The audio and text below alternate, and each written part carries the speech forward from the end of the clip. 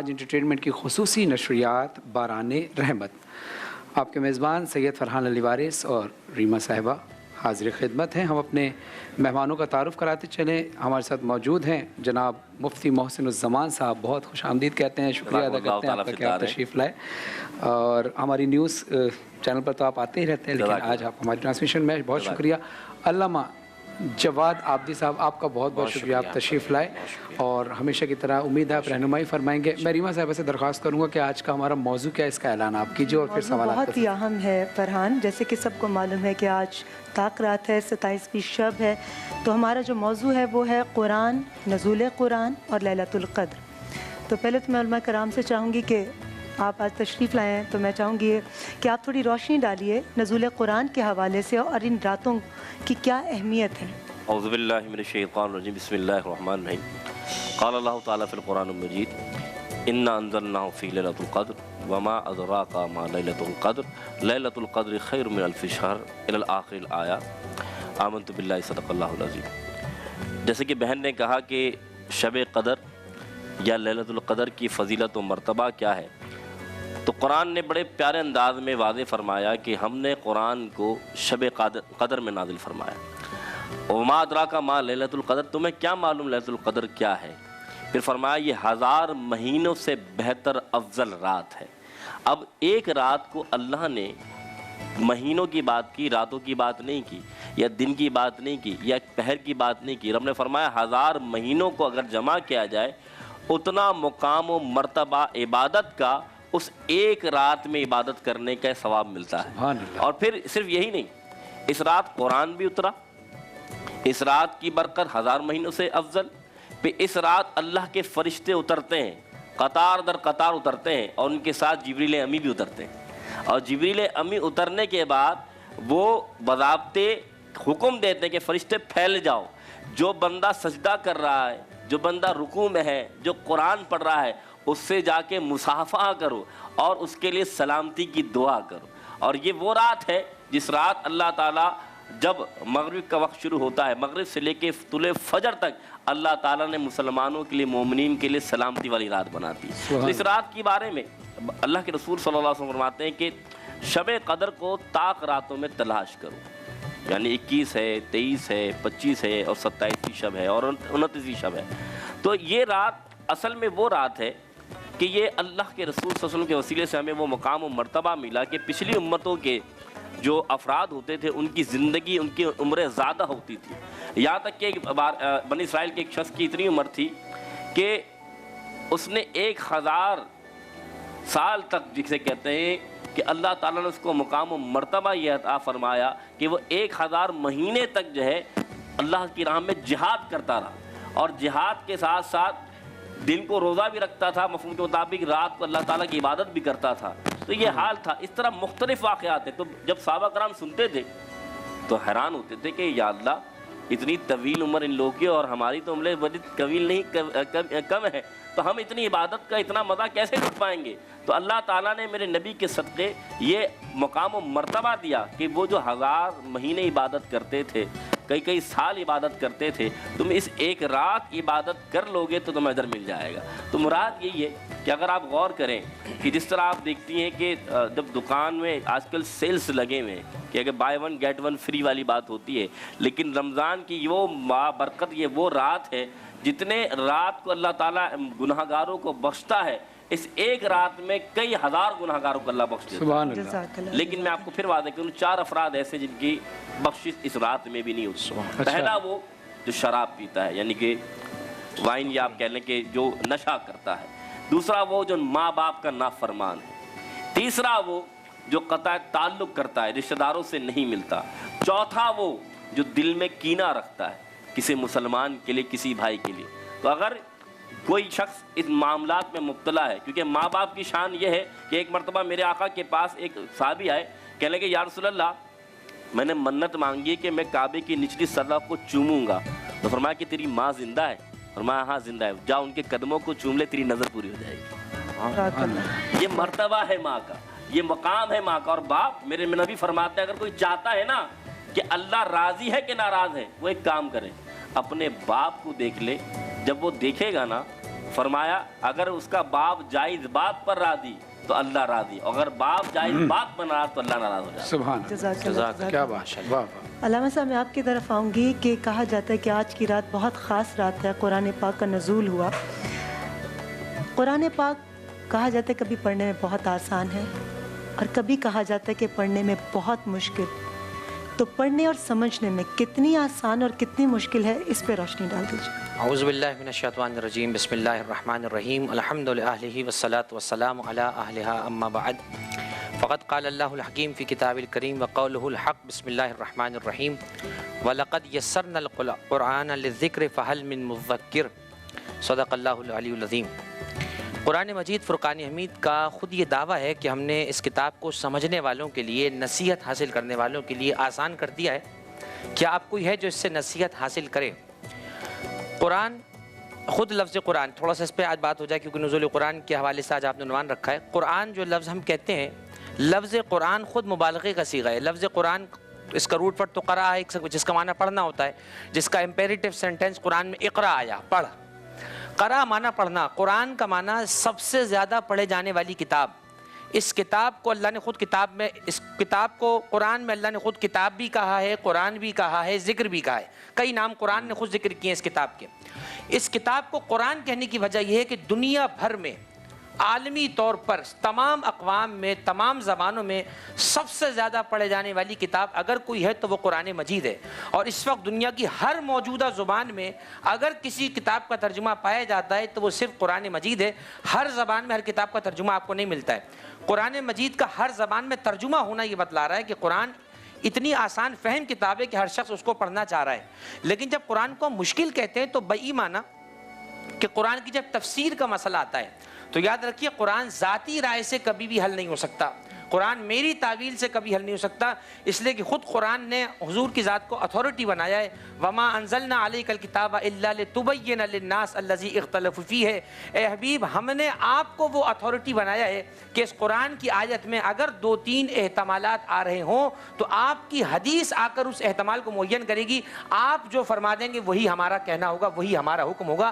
تو یاد رکھیے قرآن آسان ہے بایمانہ کہ اس کو ترجمے کے ساتھ پڑھ کے سمجھا جا سکتا ہے، لیکن یاد رکھیے اتنی آسان بھی نہیں ہے کہ اپنی مرضی سے اس کی تفسیر کرنے لگ جائیں اور غیر ذمہ دار افراد کی تفسیر کو پڑھنے لگیں۔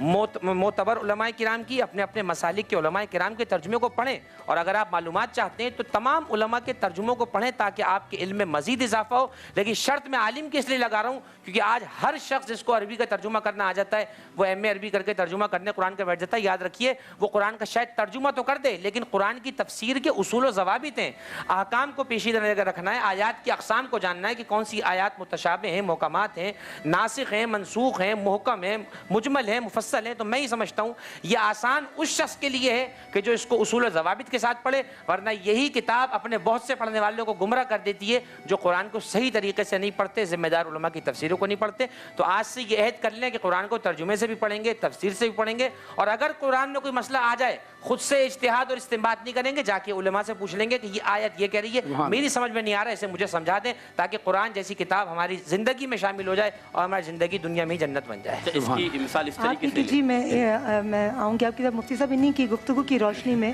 ایک سوال بن گیا تو آپ اس کا جواب دے دیجئے کہ آیات محکمات اور آیات متشابہات کا کیا فرق ہے؟ دیکھ اس کی بات وضاحت کرتے ہوئے پہلے حضرت کی بات میں آگے میں بڑھاتے ہوئے ماشاءاللہ بہت اچھی گفتگو فرمائی قبلہ نے۔ صرف اتنی سی بات ہے، قرآن نے فرما دیا یضل بھی کثیرا و یہدی بھی کثیرا، قرآن سب کے لیے آیا۔ قرآن نے اللہ تعالیٰ نے فرمایا شاہ رمضان الذی انزل فی القرآن ھدی للناس، اللہ تعالیٰ نے قرآن کو ہدایت انسان کے لیے جو ہے نازل فرمایا، لیکن ہدایت انسان ملے گی کن کو، یعنی کیٹیگری بنا دی، الف لام میم ذالک الکتاب لا ریب فیہ ھدی للمتقین، آیا انسانیت کی ہدایت کے لیے لیکن سب نہیں پائیں گے وہ جو متقین ہوں گے۔ تو معلوم یہ چلا کہ متقی ہونا اس کی شرط ہوئی، اور پھر اسی قرآن سے بہت سے لوگ، قرآن نے واضح فرما دی کہ بہت سے لوگ گمراہ بھی ہو جائیں گے اور بہت سے لوگ ہدایت بھی پا جائیں گے، لیکن ہدایت والے اللہ نے واضح کر دیے کہ وہ ہوں گے جو متقین ہوں گے۔ اور متقین کون ہوتے ہیں؟ جنہیں علماء ربانی کہتے ہیں۔ اس لیے فرمایا افلا تتفکرون افلا تدبرون کہ تم تفکر و تدبر کرو اس قرآن میں، لیکن اللہ سے دعا کرتے کہ یا اللہ مجھے ہدایت ملے، گمراہی نہ ملے۔ آپ کا سوال کہ متشابہات یا دوسرے جو دیکھیں کچھ ایسی آیات ہوتی ہیں جو ایک ہی طرح کی ہوتی ہیں لیکن اس میں متشابہات ہوتی ہیں کہ یا ایھا الذین آمنوا کو پکارا گیا لیکن اس میں فرما دیا گیا کہ یا ایھا الذین آمنوا اتقوا اللہ وکونوا مع الصادقین، اے ایمان والو اللہ سے ڈرو اور سچوں کے ساتھ ہو جاؤ۔ ایک جگہ فرمایا اے ایمان والو اللہ کا ذکر کثرت سے کرا کرو۔ اسی طریقے سے کہیں اللہ کا حکم آ رہا ہے کہ اللہ تعالیٰ نے حکم فرما دیا کہ نماز کا حکم فرما دیا، کہیں اللہ تعالیٰ نے فرما دیا کہ تم حج کرنا تو حج کا حکم فرما دیا۔ تو جہاں حکم آئیں گے وہاں اللہ تعالیٰ کے حکمات آ جائیں گے، متشابہات آئیں گے کہ آیتیں مل رہی ہوں گی لیکن معنی اور مفہوم جدا ہوں گے۔ تو یہ چیز ہمیں سمجھنا ہوگا۔ پھر وہی بات کہ علماء ربانی کے پاس جانا پڑے گا۔ ہم خود اگر بیٹھ جائیں گے تفسیر بے شک اگر آپ ترجمہ لے کے تو پھر وہی بات اللہ ہدایت دے سکتا ہے تو دے دے، لیکن اللہ تعالیٰ نے علماء کا راستہ کیوں قرار دیا؟ کیونکہ اللہ تعالیٰ قرآن میں فرمایا فاسألوا اہل الذکر ان کنتم لا تعلمون، کہ اگر تمہیں نہیں معلوم تو تم کیا کرو اہل علم سے پوچھو، وہ تمہیں زیادہ بہتر بتائیں گے۔ سبحان جی آپ کچھ کہنا چاہیں گے اسی پہ؟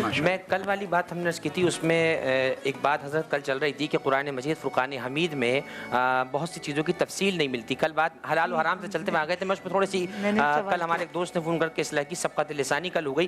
ہم نے عرض یہ کیا قرآن مجید میں نماز کا حکم ہے، نماز کی تفصیلات قرآن میں نہیں ملیں گی، نماز کے نام نہیں ملیں گے۔ سبقت لسانی میں کل یہ بیان ہو گیا کہ روزے کا حکم ہے قرآن میں، مگر یہ کہیں نہیں ہے کہ رمضان میں، تو وہ بہرحال انہوں نے اصلاح فرمائی ہماری اور ہم نے رجوع بھی کیا۔ لیکن پھر آج ہم ایک بات کہہ رہے ہیں اور یہ بات مفتی صاحب بھی آج بیٹھے تائید فرمائیں گے، قرآن میں پھر ہم عرض کر رہے ہیں روزے کب رکھنے، کب سے کب تک کرنے، اس کی تفصیلات کیا ہیں، حج کی تفصیلات کیا ہیں، زکوٰۃ کی تفصیلات کیا ہیں، جتنے دیگر حکام ہیں اس کی تفصیل قرآن نہیں ہے۔ بات حضرت یہ چل رہی تھی کہ صرف قرآن کو اگر ہم لے کر بیٹھ جائیں، ایک رٹ اگر ہم لگا لیں کہ جو قرآن میں ہی لکھا ہے وہی ہم صرف لیں گے، تو پھر حضور کی حدیث کہاں جائے گی، حدیثوں کو کہاں لے کر جائیں گے؟ تو اس بات پر ہم کل بیان کر رہے تھے کہ صرف قرآن اس وقت تک آپ کے لیے کامل نہیں ہو سکتا جب تک حضور کی حدیث ساتھ نہ ہو۔ تو آج پھر ہم اس بات کا اعلان کر رہے ہیں کہ الحمدللہ قرآن کے ساتھ پیغمبر کی حدیث اور پیغمبر کی حدیث کے ساتھ اہل بیت کی حدیث جب تک نہ ہو اس وقت تک قرآن مکمل سمجھ نہیں آ سکتا۔ اور جیسے حضرت نے بیان فرمایا محکم متشابہ یہ تمام قرآن کی تفسیر ہے۔ یاد رکھیے گا ہمارے یہاں آج کل کیا ہوتا ہے، محکم کو چھوڑ دیتے ہیں۔ محکم کیا ہے؟ اقیموا الصلاۃ، نماز قائم کرو۔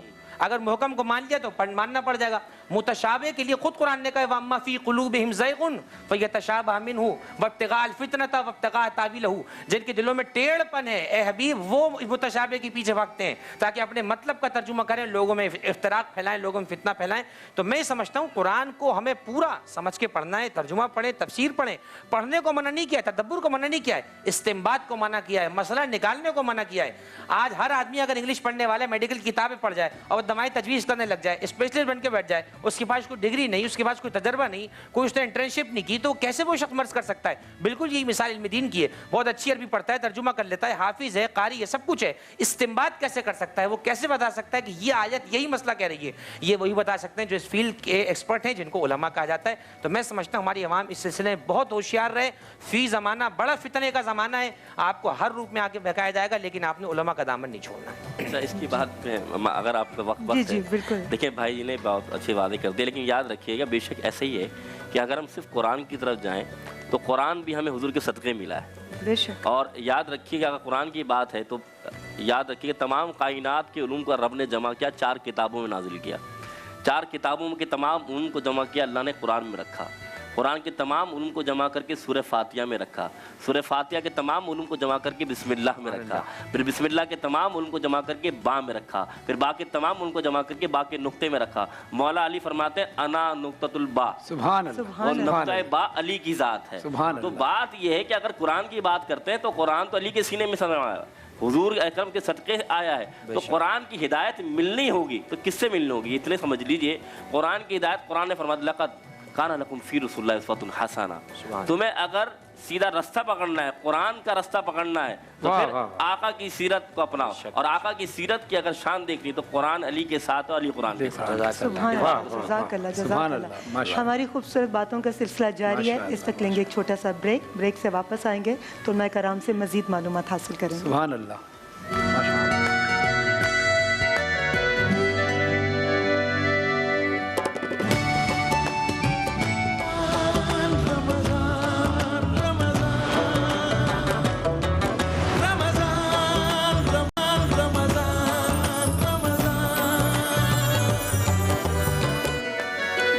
اعوذ باللہ من الشیطان الرجیم، بسم اللہ الرحمن الرحیم۔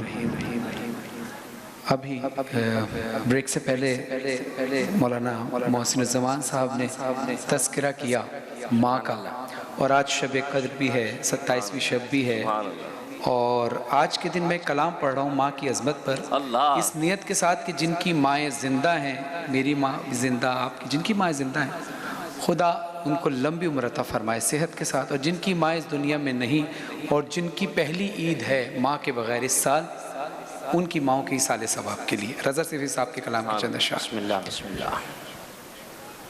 موت کی آغوش میں جب تھک کے سو جاتی ہے ماں، موت کی آغوش میں جب تھک کے سو جاتی ہے ماں، تب کہیں جا کر رضا تھوڑا سکون پاتی ہے ماں،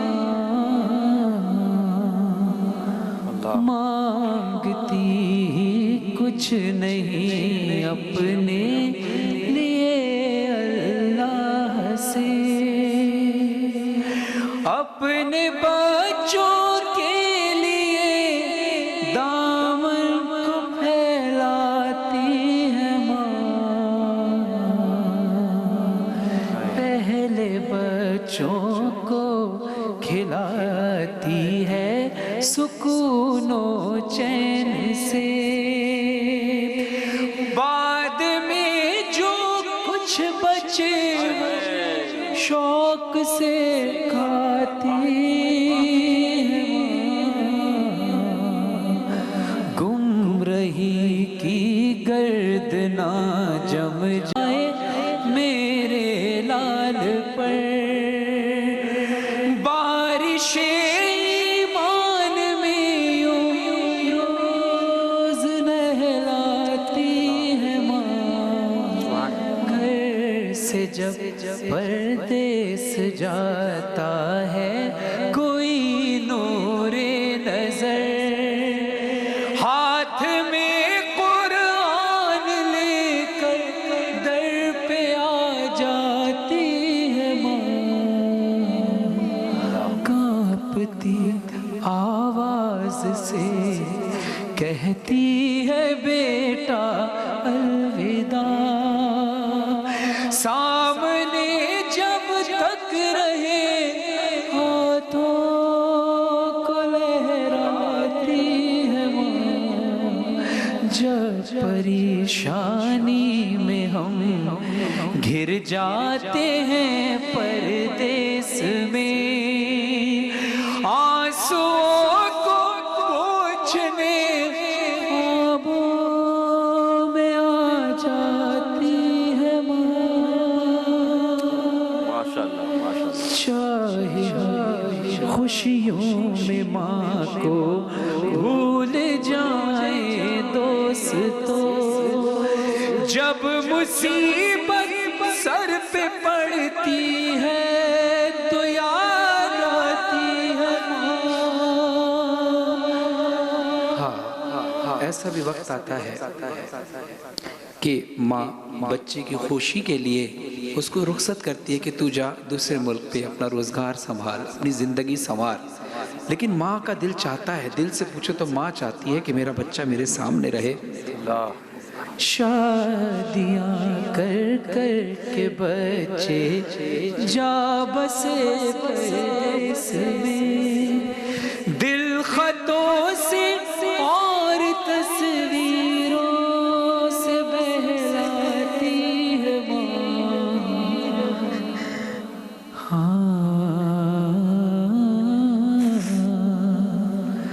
روح کے رشتوں کی یہ گہرائیاں تو دیکھیے، چوٹ لگتی ہے ہمارے اور چلاتی ہے ماں،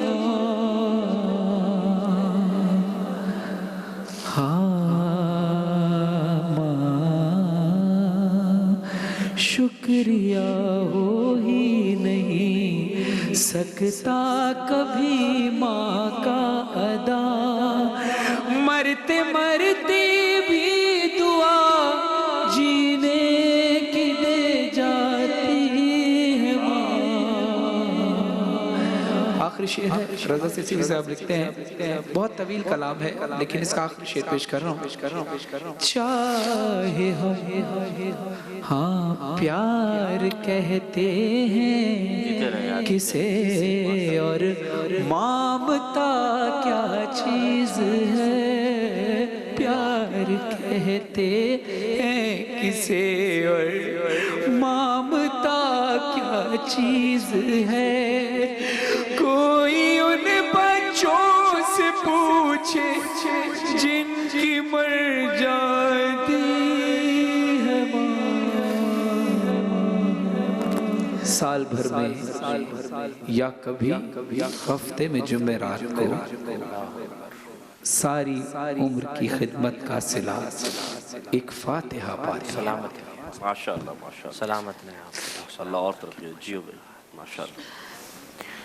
میں سب اتنا کہوں گی کہ جن کی مائیں سلامت ہیں ان کی بہت عزت کریں, بہت قدر کریں.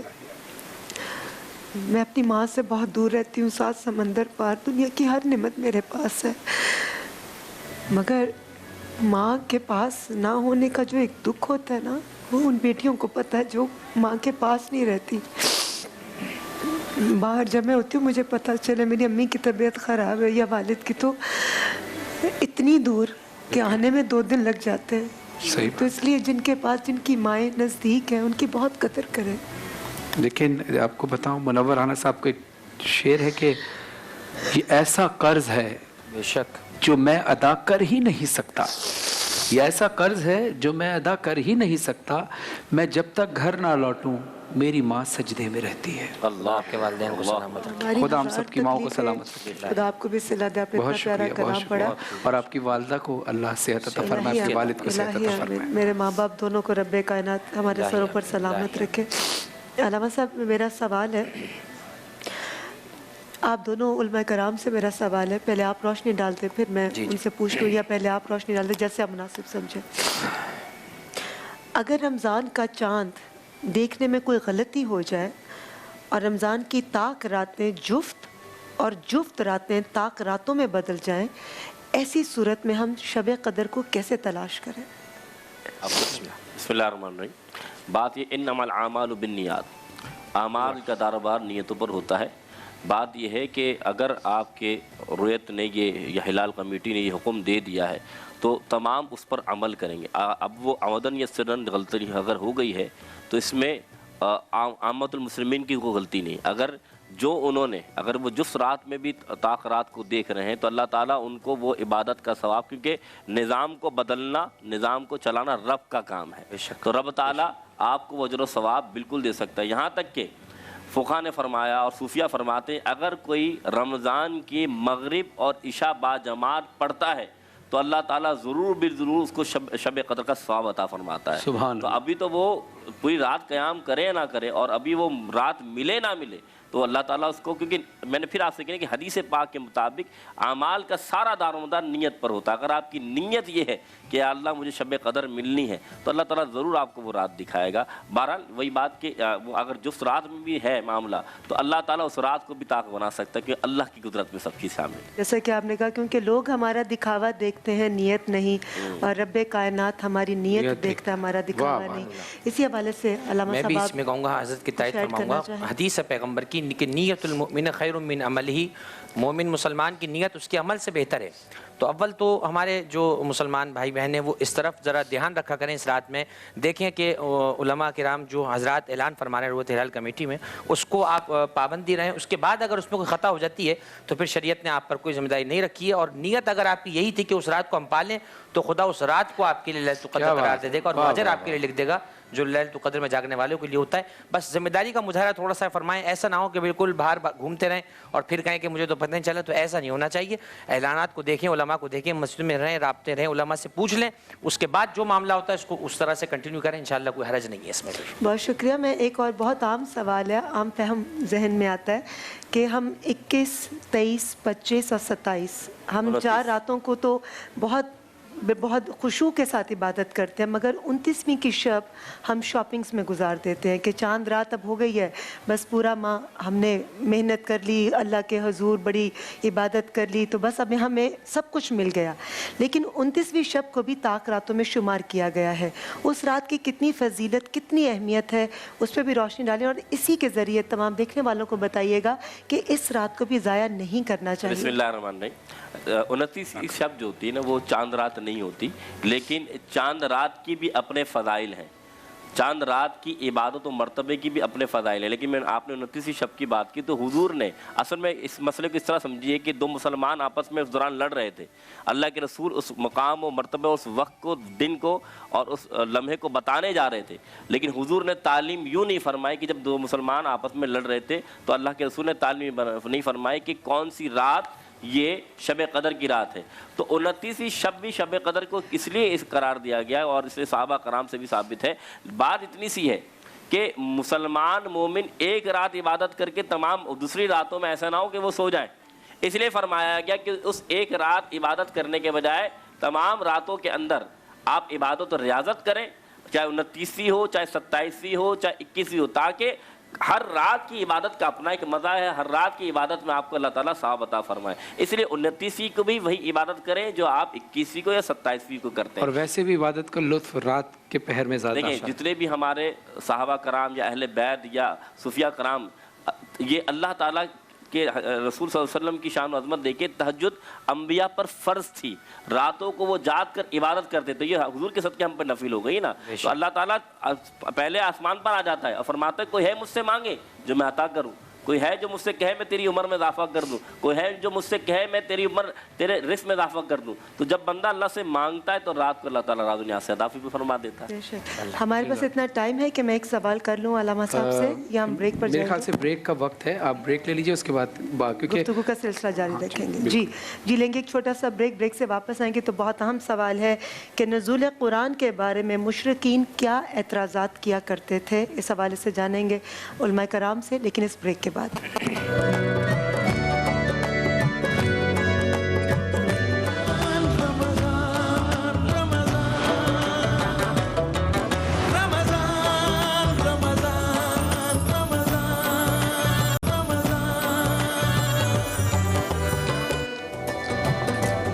بڑی امید ہے سرکار قدموں میں بلائیں گے، بڑی امید ہے سرکار قدموں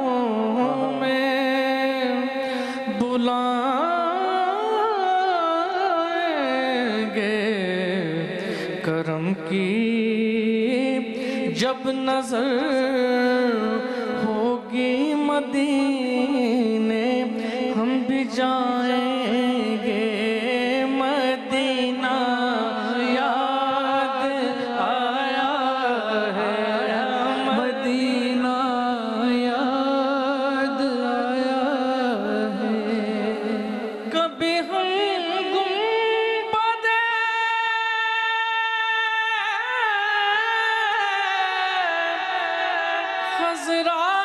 دیکھیں گے، کبھی خود کو،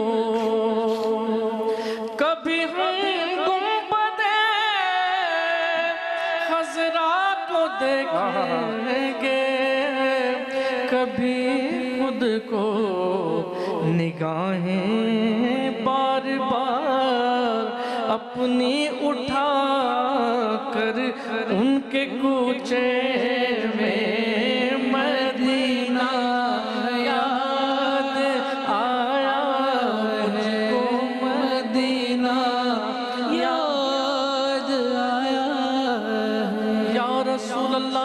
لگی ہے روضہ پر نور پر میری آنکھیں، تڑپ رہا ہوں شب و روز حاضری کے لیے، اڑتی پھروں میں ساج سوے गीत नबी के गाऊं, याद जब आए तैबा नगरिया, पल पल नीर बहाऊं मैं तो, पल पल नीर बहाऊं। क्या बात है। आपके नगमा से होता है, आपके नगमा से होता है दिल मेरा मसरूर। सल्ले अला मेरी माशाअल्लाह माशाअल्लाह माशाअल्लाह, वाह वाह वाह, माशाअल्लाह माशाअल्लाह माशाअल्लाह। शफीक साहब बहुत खूबसूरत अंदाज से आप तो कर रहे थे। अच्छा, क्योंकि एक वक्त हुआ है मुख्तसर से वक्फे का, क्योंकि इसके बाद हमने दोबारा शफाकत साहब से आना है, तो आप इजाज़त दें तो मैं इनके जिन्होंने हमारा ताउन किया, हमारी ट्रांसलेशन, लीजिए। बिल्कुल बिल्कुल। हम शुक्रगुजार हैं इस ट्रांसमिशन के लिए ताउन किया। फुटाइल ने, दोहा ज्वेलर्स ने, आलिफ 14 ने, अल सहला ने, L14 परफ्यूम ने, अल सहला ने, WB बाय हिमानी, वरीवोज पिज़्ज़ा 369, जाम शीरी और करशी का जाम शीरी, और कॉलिस्टन, Rimmel London, bake parlour, मासजी, first tap, वॉकीज़, अलहरमैन Honey, वर्दा supreme, root skin care, book bond supreme, Umar Khayyam और शमरफ। और इनकी मुनफरद कलेक्शन ईद की जो है अब आसानी हर दुकान पर दस्तयाब है, आप जाकर देख सकते हो और इंशाल्लाह आपको ज़रूर पसंद आएगी। और स्टाइलों के भी बहुत शुक्रगुजार हैं।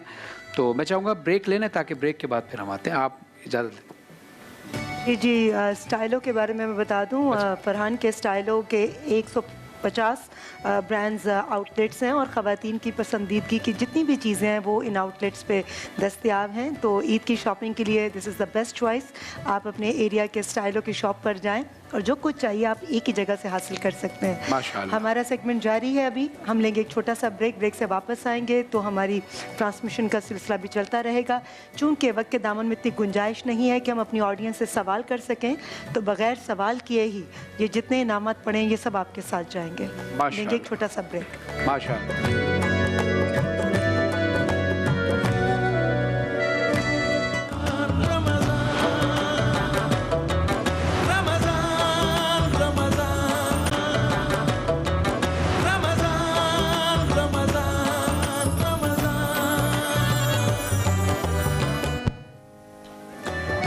रहमत में एक बार फिर आप सभी को खुश आमदीद। अब रफ़ाकत अली ख़ान साहब आ चुके हैं और हम आपसे खुदाफिज़ कहेंगे और इनकी कवाली की तरफ जाएंगे। और जाने से पहले खूबसूरत बात, मौला अली अलैहिस्सलाम का कौल है, जो तकलीफ़ अल्लाह की याद दिलाए वो तकलीफ़ नहीं नेमत है, और जो नेमत तुम्हें अल्लाह से गाफिल कर दे वो इशरत नहीं ज़हमत है।